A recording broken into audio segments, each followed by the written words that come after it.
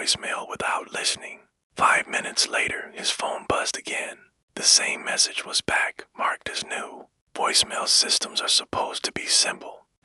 Message gets recorded, stored, listened to, and then deleted. Millions of us use them every day without a second thought about where those messages actually live or how they travel through the digital ether. It's that everyday familiarity that makes this story so unsettling. The man in this account wasn't a big voicemail user. Most of the messages he got were spam, wrong numbers, or automated appointment reminders. So when his phone buzzed with a new voicemail late one evening, he almost ignored it. The number was unfamiliar, probably just another telemarketer. Without even thinking, he swiped and deleted it. A few minutes passed. The phone buzzed again. New voicemail. He frowned. It happens, right? Network delays, a message getting stuck and duplicating. He opened his voicemail inbox. There it was again. The same number. The same timestamp. A little annoyed, he deleted it again. And just like before, it returned. This time, curiosity won out over irritation.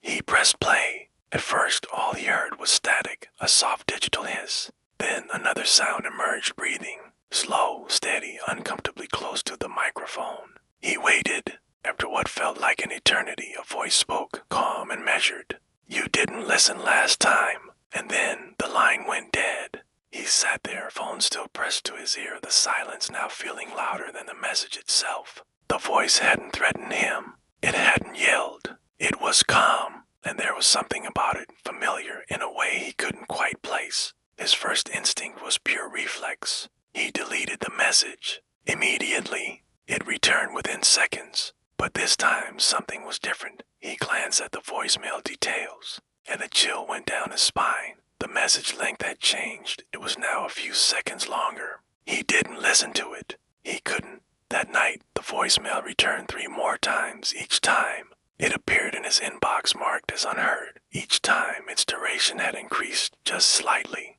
The next morning, feeling a mix of confusion and genuine concern, he contacted his mobile provider.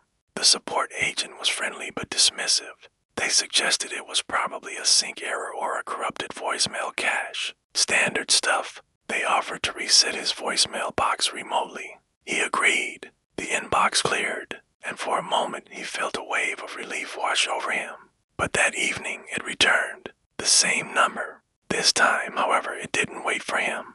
The moment he opened his voicemail inbox, the message began to play automatically. The sound tinny and surreal through the phone speaker. "You keep deleting it," the voice said, still unnervingly calm. "That's not how this works." His heart hammered against his ribs. He hung up instinctively, as if it were a live call he could escape. But the voicemail remained sitting there in his inbox. He frantically checked his call log. There were no missed calls, no incoming record from that number. There was only the message existing in a digital space that didn't seem to follow the rules. Now, technology experts would probably have a field day with this. They talk about how voicemail systems sometimes store messages on multiple servers and how deletion requests can fail to propagate correctly. They'd mention network latency causing reappearance. And these are all real, documented issues. But there was one detail that didn't fit any of those neat explanations.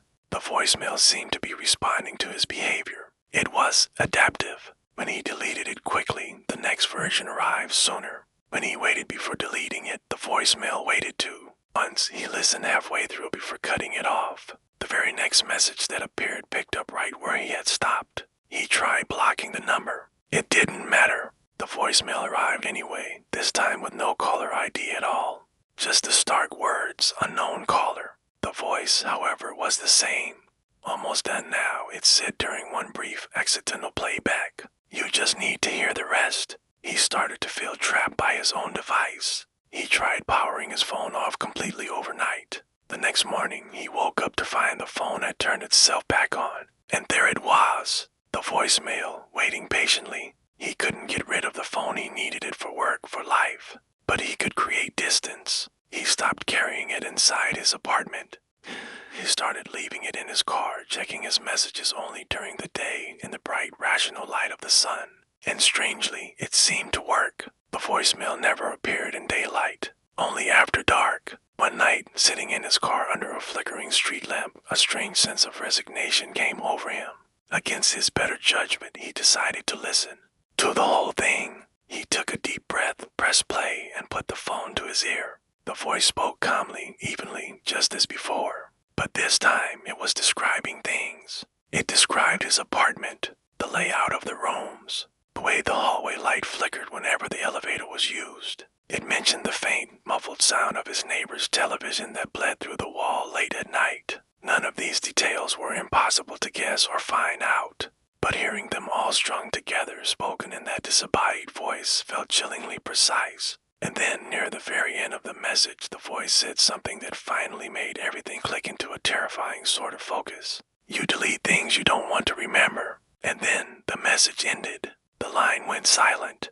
To that night, the voicemail did not return. Weeks passed. His phone behaved normally. New messages stayed deleted. Unknown numbers stopped calling. Life, for the most part, moved on. Months later, he was getting a new phone. While clearing old data off his old device, he opened his voicemail archive just to be thorough. And he saw it. There was one saved message. It was timestamped from that same night, and it was marked as played. He didn't open it. He just finished backing up his contacts and wiped the phone clean. Psychologists might explain that memory and expectation can profoundly shape our perception, especially when we're under stress. Technology professionals would point out how asynchronous systems can behave in ways that seem unpredictable and almost intelligent, and those are all valid, logical explanations. But the story lingers, doesn't it? It lingers because the voicemail wasn't aggressive. It didn't demand attention with loud noises or threats. It just waited, patiently. And sometimes what unsettles us the most isn't the message we're afraid to hear. It's the feeling that the message knows with absolute certainty exactly when we'll finally be ready to listen. Thanks for watching. If you enjoyed this story, be sure to hit that like button and subscribe for more content that explores the strange and the unexplained. We'll see you in the next one.